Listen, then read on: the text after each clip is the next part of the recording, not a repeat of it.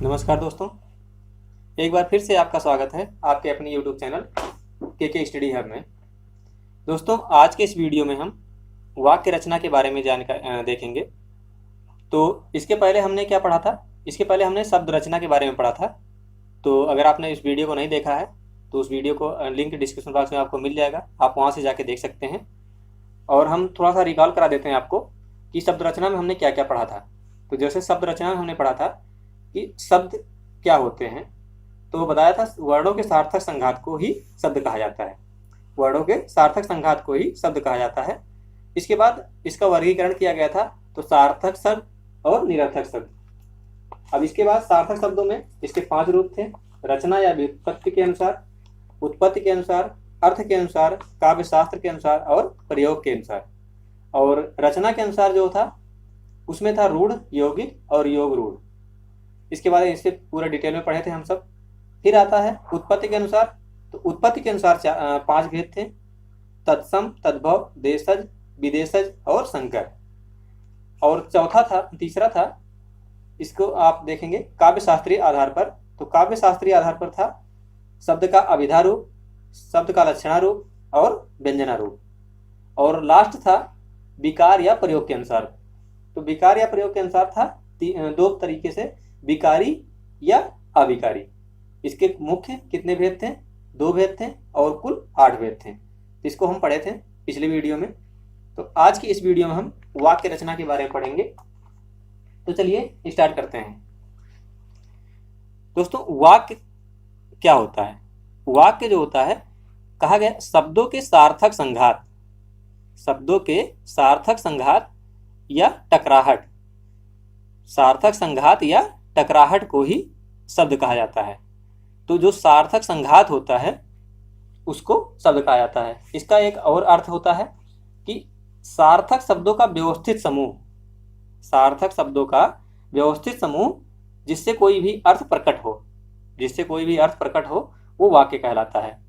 जैसे था छात्र हिंदी पढ़ रहे हैं, तो इससे एक अर्थ निकल रहा है जो सार्थक है, क्योंकि इसका हिंदी पढ़ रहे हैं, इससे तो सिद्ध होता है कि हिंदी पढ़ रहे हैं, तो ये सार्थक चीजें हैं।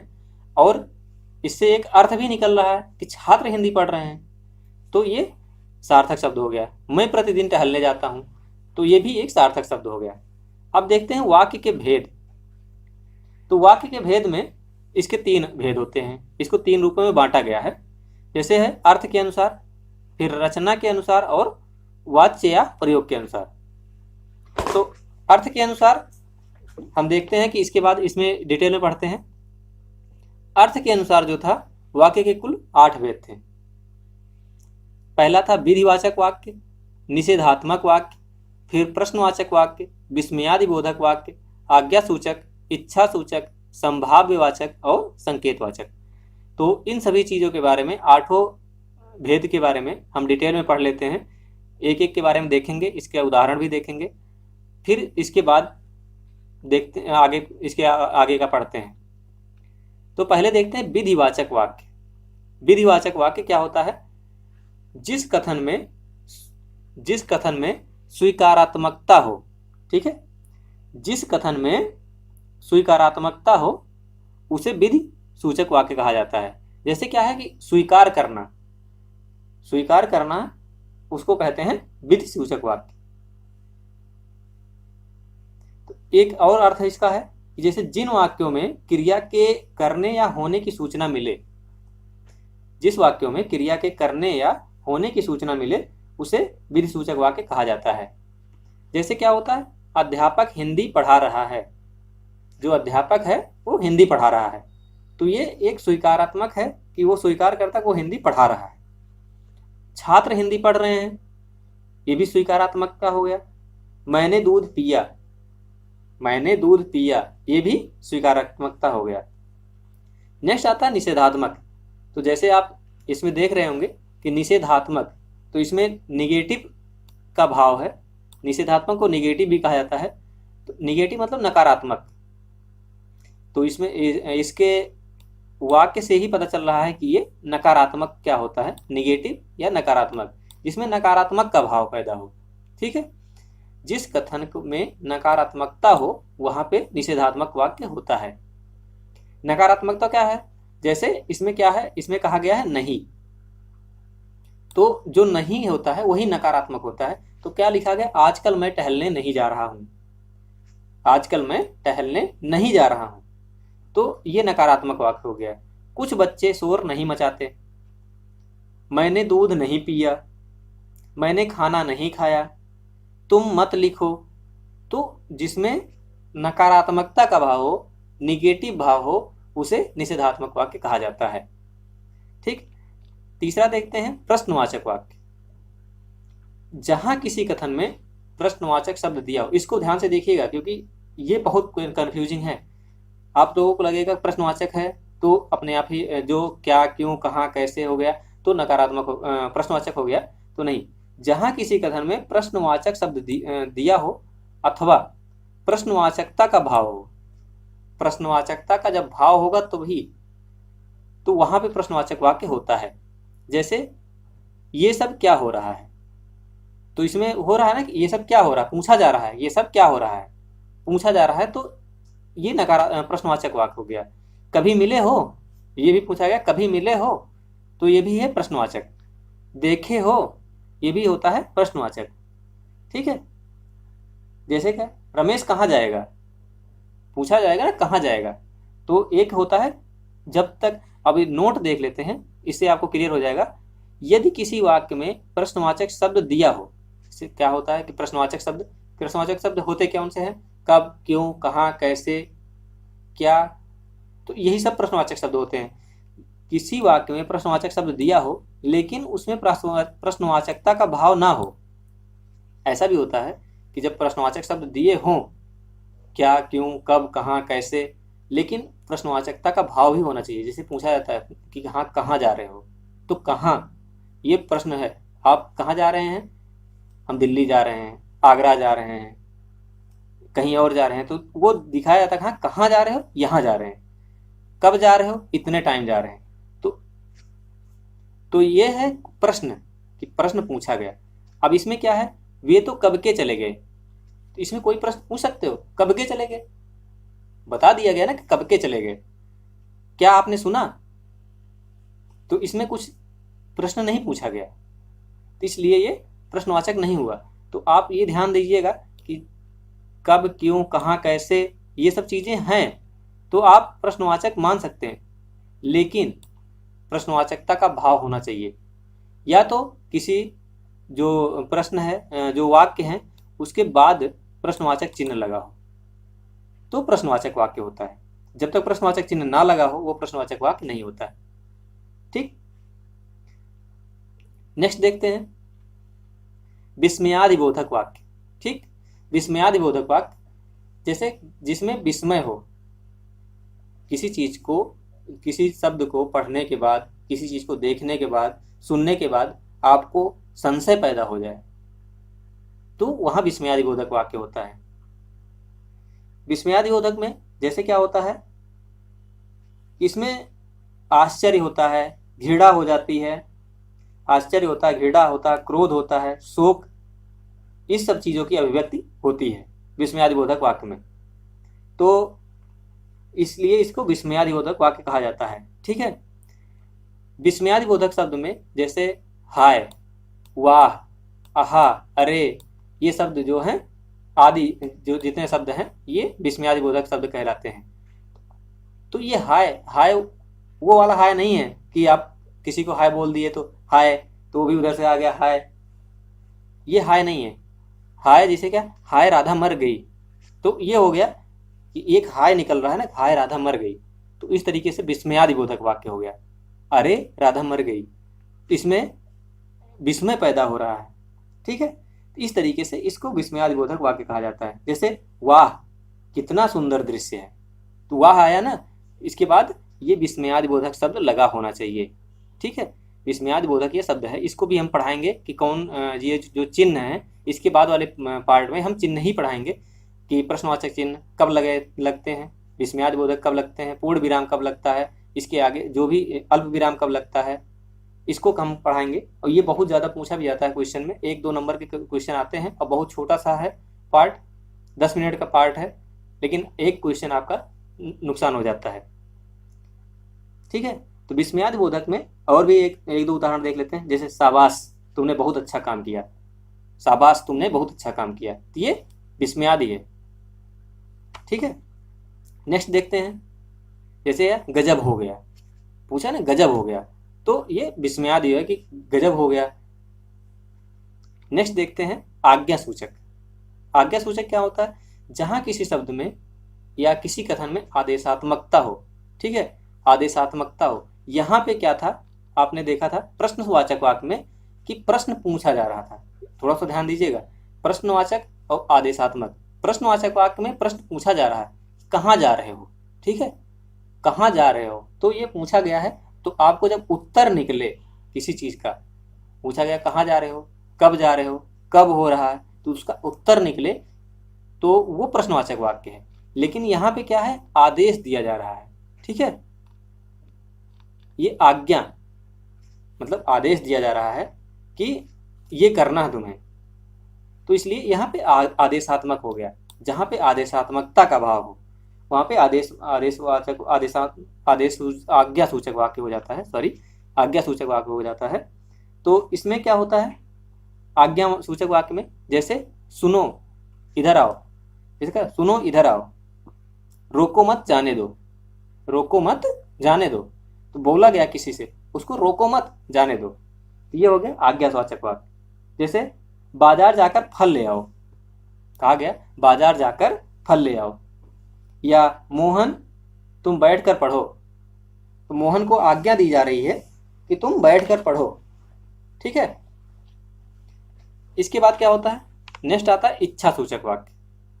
इच्छा सूचक वाक्य में जहां किसी कथन में अपनी इच्छा बताई जाए। ठीक है, अपनी इच्छा जो है वो बताई जाए कि हमारी इच्छा क्या है, तो वहां पे इच्छा सूचक वाक्य होता है। इच्छा सूचक जैसे भगवान करें आप अधिकारी बन जाएं। ठीक, भगवान करें आप अधिकारी बन जाएं। आप पढ़ाई कर रहे हैं, किसी चीज की तैयारी कर रहे हैं, अधिकारी की तैयारी कर रहे हैं, किसी और चीज की तैयारी कर रहे हैं, जिस चीज की तैयारी कर रहे हैं, तो कहा कि भगवान करे आप अधिकारी, हमारी इच्छा है कि आप पढ़ें और अधिकारी बन जाएं।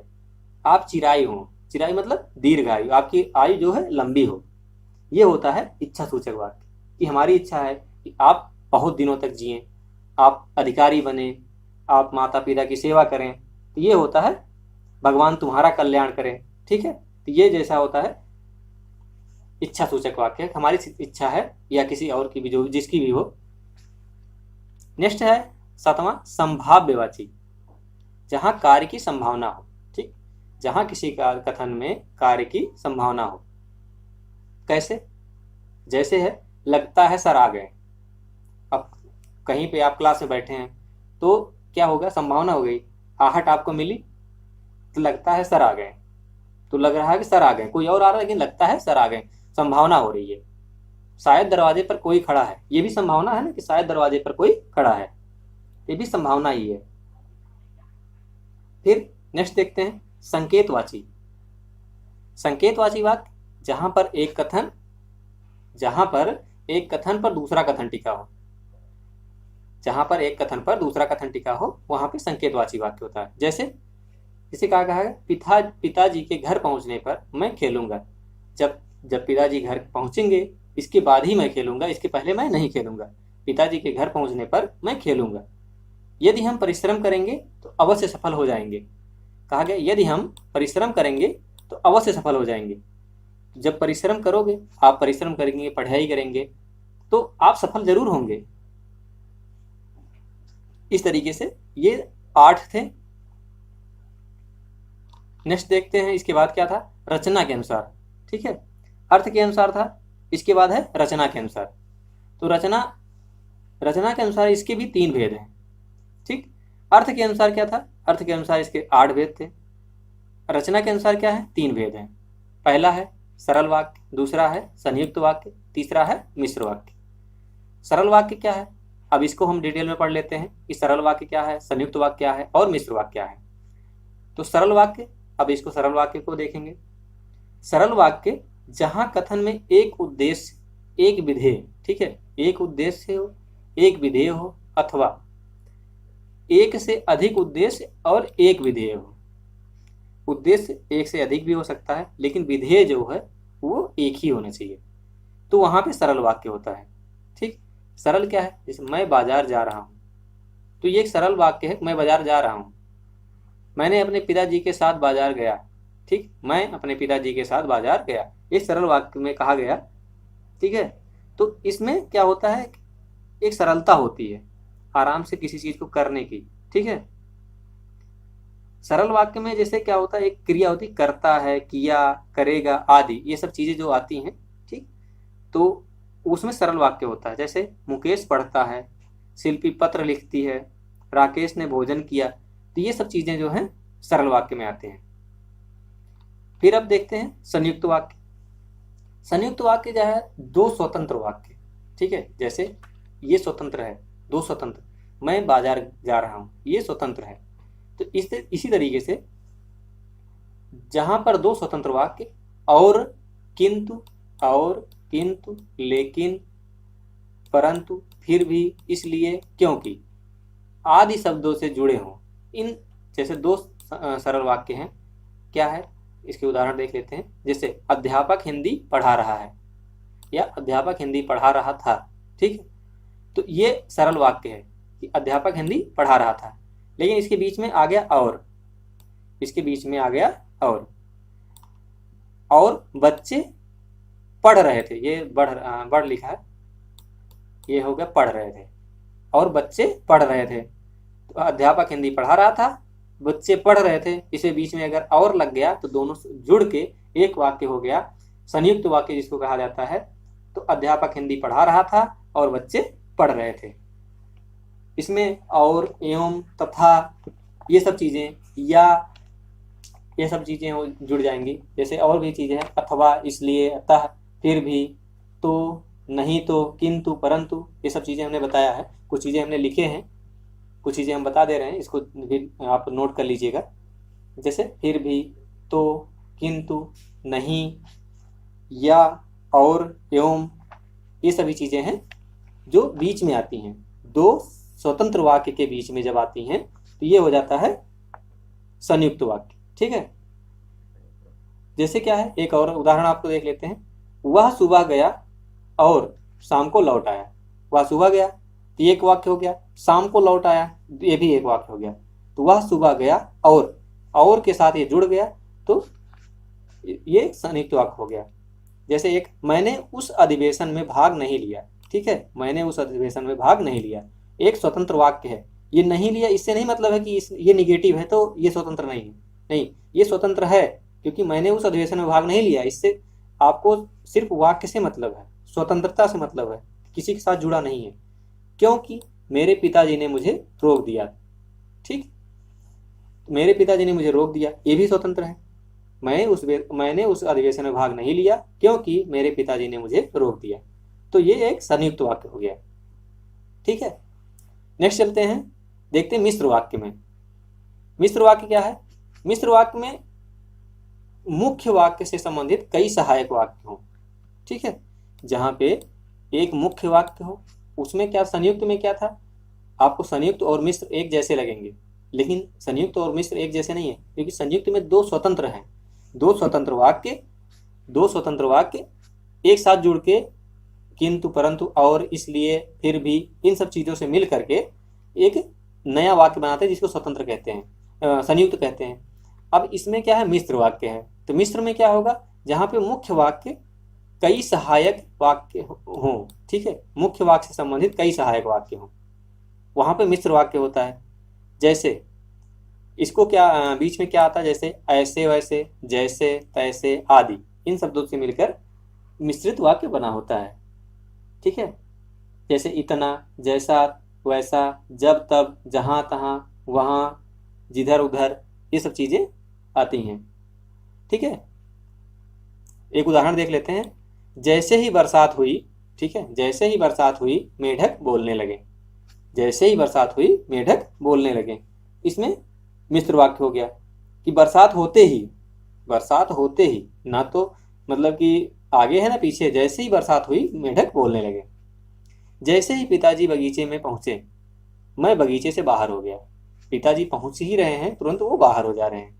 तो जैसे ही पिताजी बगीचे में पहुंचे मैं बाहर हो गया। पुलिस को देखते ही चोर भाग गया। ठीक है, ये सभी चीजें मिश्रित वाक्य में आती हैं। जैसे एक और उदाहरण देखते थे, मैं जानता हूं कि तुम्हारे अक्षर अच्छे नहीं बनते। मैं जानता हूं कि तुम्हारे अक्षर अच्छे नहीं बनते, या तो यदि परिश्रम करोगे तो उत्तीर्ण हो जाओगे। ये भी मिश्र वाक्य में आता है, यदि परिश्रम करोगे तो उत्तीर्ण हो जाओगे, ये मिश्र वाक्य में आएगा। ठीक है, अब नेक्स्ट देखते हैं वाच्य या प्रयोग के अनुसार। ठीक है, वाच्य या प्रयोग के अनुसार, इसमें ये आपका अच्छे से पढ़िएगा क्योंकि ये बहुत कंफ्यूजिंग है। इसके वाच्य के अनुसार या प्रयोग के अनुसार जो है वाक्य जो है वो 3 प्रकार के होते हैं। इसके 3 भेद हैं, कर्तवाच्य, कर्मवाच्य और भाववाच्य। ये सही लिखा गया, इसको ध्यान दीजिएगा। ये वर्तनी के हिसाब से बहुत ज़्यादा गलती होती है इसमें आपको। कर्त का आधा ता, फिर ता का है, फिर रा है, फिर आधा ता है, फिर ता है, फिर ता है। जैसे का रा, इस पे आधा ता, आधा रा हो गया, फिर ता है, इस पे भी आधा ता है, ये ता है। ठीक है, कर्तवाच्य, फिर कर्मवाच्य। ठीक, इसको ऐसे लिखेंगे,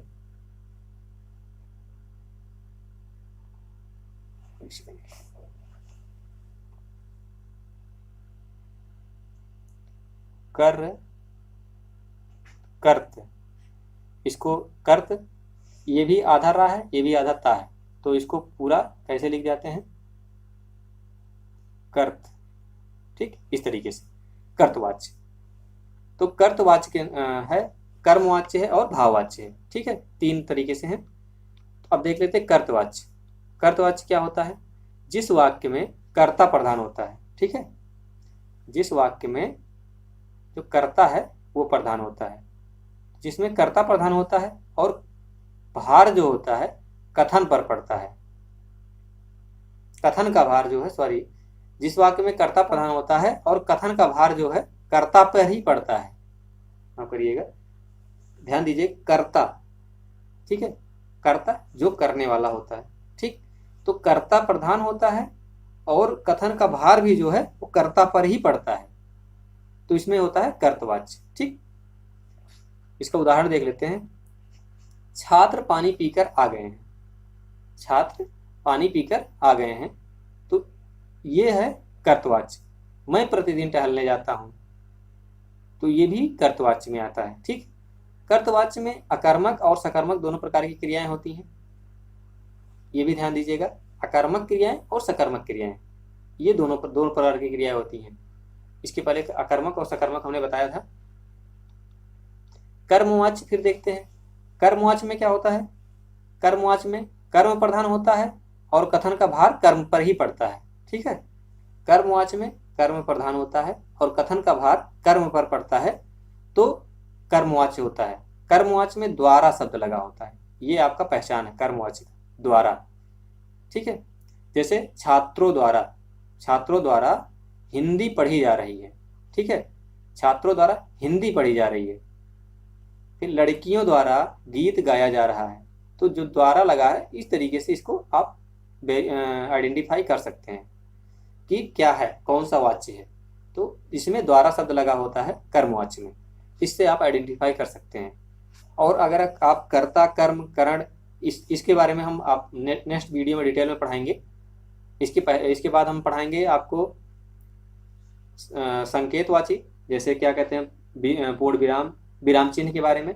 उसमें क्या होगा, पूर्ण विराम, अर्ध विराम, अल्प विराम, प्रश्नवाचक, योजक, कोष्ठक, ये सब हंस पद, ये सब क्या होते हैं, इनको कहाँ उपयोग किया जाता है, ये सब चीज़ों के बारे में हम नेक्स्ट वीडियो में पढ़ाएंगे। और इसके बाद हम पढ़ाएंगे संज्ञा से लेकर संज्ञा, सर्वनाम, क्रिया, विशेषण, अव्यय, इन सभी चीज़ों के बारे में पूरा ग्रामर हम कंप्लीट कराएंगे। तो अगर आप हमारे वीडियो चैनल पर नए हैं तो चैनल को सब्सक्राइब कर लें, बेल आइकन को प्रेस कर लें, जिससे आपको नोटिफिकेशन मिलता रहे। आपको फ्री ऑफ कॉस्ट हिंदी की संपूर्ण वीडियो आपको यहाँ पे प्रोवाइड की जाएगी, आपको कहीं और जाने की ज़रूरत नहीं पड़ेगी। और इस वीडियो का PDF फाइल आपको हमारे टेलीग्राम चैनल पर मिल जाएगा। चैनल का लिंक भी आपको वीडियो के डिस्क्रिप्शन बॉक्स में दे दिया गया है, आप वहाँ से जाके ज्वाइन कर लीजिएगा। ठीक है, अब नेक्स्ट चलते हैं। कर्मवाच्य जो होती है वो सकर्मक क्रिया होती है, आप इसको ध्यान दीजिएगा। कर्मवाच्य जो होती है वो सकर्मक क्रिया होती है। अभी जो कर्त था, कर्तवाच्य जो था वो था सकर्मक, सकर्मक और अकर्मक। ठीक है, सकर्मक और अकर्मक दोनों था। कौन था ये? कर्तवाच्य। कर्तवाच्य जो था सकर्मक और अकर्मक दोनों था। लेकिन जो कर्मवाच्य है, कर्मवाच्य सिर्फ सकर्मक होती है, तो ध्यान दीजिएगा, सिर्फ सकर्मक होती है। नेक्स्ट देखते हैं भाववाच्य। जहां पर भार जो है, जहां पर कथन का भार क्रिया पर पड़े, देखिएगा, जहां पर कथन का भार क्रिया पर पड़े। पहले में क्या क्या था? पहले में था कि जहां पर कर्ता प्रधान हो और कथन का भार कर्ता पर पड़ते हैं। कर्तवाच्य में कर्ता प्रधान होता है और कथन का भार भी कर्ता पर पड़ता है, उसको कर्तवाच्य कहा जाता है। फिर आता है कर्मवाच्य। इसमें कर्म प्रधान होता है और कथन का भार कर्म पर पड़ता है और इसको द्वारा शब्द द्वारा पहचाना जाता है। इसमें द्वारा शब्द लगा होता है। ठीक, इसके बाद क्या होता है? नेक्स्ट आता है भाववाच्य। जहां पर कथन का भार क्रिया पर पड़े, कथन का भार क्रिया पर पड़े, वहां पे भाववाच्य होता है। भाववाच्य प्राय नकारात्मक होता है। ठीक है, कर्मवाच्य जो होता है वो सकर्मक होता है और जो भाववाच्य होता है वो होता है नकारात्मक। आप इसको ध्यान दीजिएगा, भाववाच्य जो होता है वो नकारात्मक होता है। पीडीएफ आपको मिल जाएगा, आप एक बार यहाँ से देख लीजिए, इसके बाद पीडीएफ से आप पढ़ लीजिएगा तो आपको कंप्लीट एकदम क्लियर हो जाएगा। ठीक है, मेरे पिताजी से अब नहीं दौड़ा जाता। इसमें नहीं का है, नकारात्मक का भाव है कि पिताजी से अब दौड़ा नहीं जाता है, क्योंकि वो बूढ़े हो गए हैं, इसलिए पिताजी से दौड़ा नहीं जा रहा है। ये आप भाव निकाल सकते हैं कि बूढ़े हो गए, जरूरी नहीं है कि सब बूढ़े ही हो जाते हैं, क्योंकि एक बच्चे, जो छोटा बच्चा है, उसके पिताजी तो अभी जवान ही हो सकते हैं। माताजी से अब ये सब नहीं देखा जाता है, ये सब नहीं देखा जाता है। इसमें नकारात्मकता है कि माताजी से अब ये सब नहीं देखा जाता है। आप सब जल्दी पढ़ लिख लीजिए, जल्दी से नौकरी ले लीजिए, ये सब चीज़ें नहीं देखी जा रही हैं। उनको खाना बनाना पड़ रहा है, शादी ब्याह करनी है आप सबकी। ठीक है, तो इसमें क्या है? भाववाच्य है। भाववाच्य में माताजी से अब ये सब नहीं देखा जा रहा है, तो इसमें भी नकारात्मकता का भाव है, इसलिए ये होता भाववाच्य। भार जो है क्रिया पर पड़ रहा है, भार जो है क्रिया पर पड़ रहा है, तो इसलिए नकारात्मक वाक्य हो गया। ठीक है, तो इस वीडियो में बस इतना ही। मिलते हैं आपको नेक्स्ट वीडियो में। नेक्स्ट वीडियो हमने आपको बताया अभी इसके पहले ही कि नेक्स्ट वीडियो हम विराम चिन्ह के बारे में पढ़ेंगे। विराम चिन्ह, इसके बारे में हम डिटेल वीडियो लेके आएंगे। इसमें पूर्ण विराम, अल्प विराम, अर्ध विराम, सभी चीज़ों के बारे में, किसको कहाँ लगाते हैं, पूरा एक समराइज वे में आपको, क्योंकि इससे क्वेश्चन बनते हैं। आप तो अगर आप नए हैं तो चैनल को सब्सक्राइब कर लें, बेल आइकन को प्रेस कर लें।